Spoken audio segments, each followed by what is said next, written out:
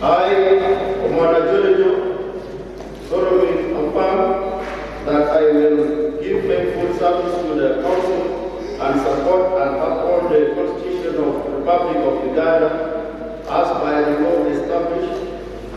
So help me God.